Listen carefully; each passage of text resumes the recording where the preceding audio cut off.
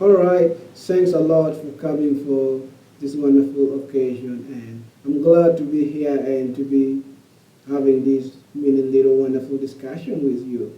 Now I'm known by the name James Ocora, and I remember in 2018 I visited one of the towns where the longest river in the world started from. The source of River Nile is in, and that name of the town is called Ginger. While I was there, the town was really wonderful, and everything looked beautiful and magnificent, and that took my breath away. But I didn't go there as a tourist, but I went as someone who was attending a multi-state YC activities. And while there for the activities, my eyes got charmed. Everyone was looking beautiful. And I was like, what is going on? Where am I? So I decided to ask some beautiful lady. I'm like, where are you from?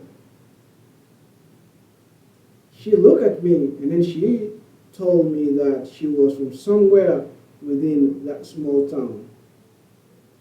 But with humor, I replied, is that not a family? Because that is what I'm interested in. She smiled back at me and she said, she told me the name of our family, and that was the same name she was carrying as our last name. So, family is something really, really important. It's a core of the society, and all of us come from a family. I don't know anyone else who doesn't come from a family. Probably you put your hands up, you let me know if you're not from a family, because it's a wonderful place. And and nowadays, a lot of people have different perception of whether you need a family or not, and some think they can do it on their own. But I'm just gonna put a point, and I hope you understand me very well by the end of this speech.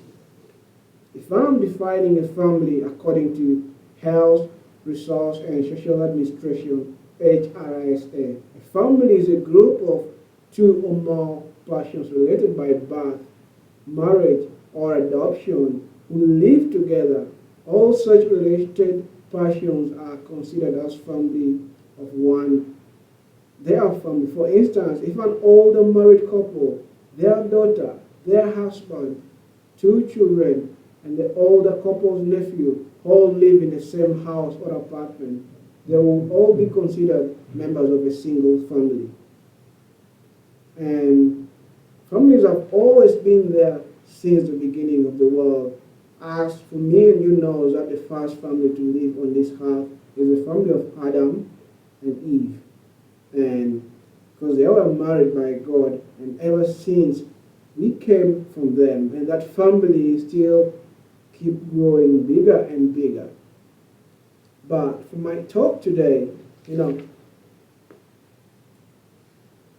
there's a lot of things nowadays that is threatening people, trying to take people away from the issue of having a family. That's why a lot of people have notions about whether they need a family or not.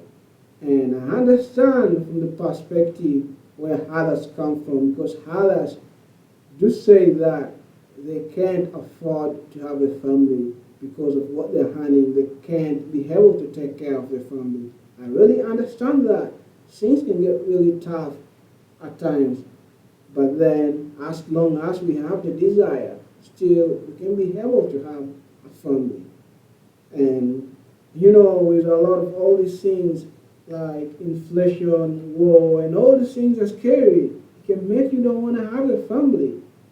But I can testify that having a family will really bless your life in a lot of ways, and you won't be able to look at those burdens once you've started.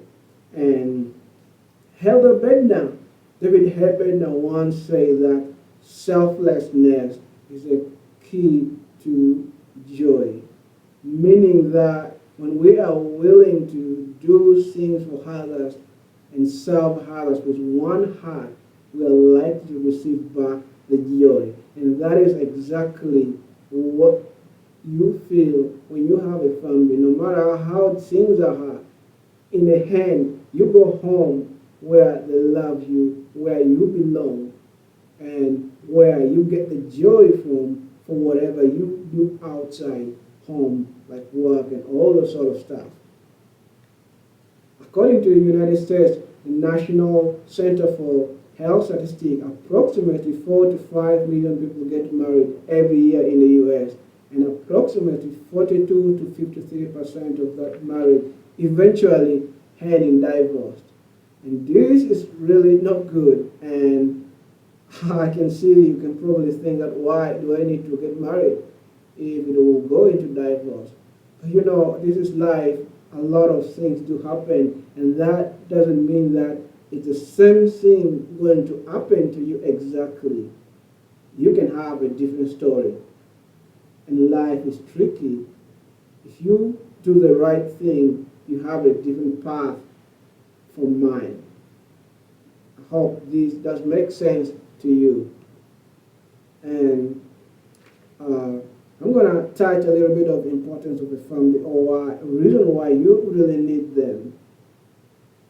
Elder Perry said, Elder Tom L. Perry said, we believe that strong traditional family are not only the basic unit of a stable society, a stable economy, and a stable culture of values, but that they are also the basic unit of eternity and the kingdom and government of heaven. I want you to think about a society, the friends you are with, the government, all these things. They would have not been around if there was no family. It's a small unit, but the most important one in a nation. And that's the reason why you need to have yours, so that people in the future still have the government and all this privilege you have right now, they will still be able to have just because of your decision. And one of the things I would like to say on that again, like family is important because they can offer you support, security, coupled with unconditional love. They will always look to see and bring out the best in you, even though you cannot see it for yourself.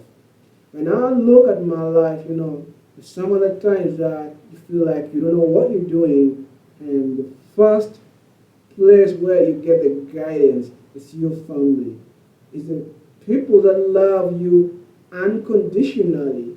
They want the best out of you, nothing like jealous, nothing else. And that's what you get in a family.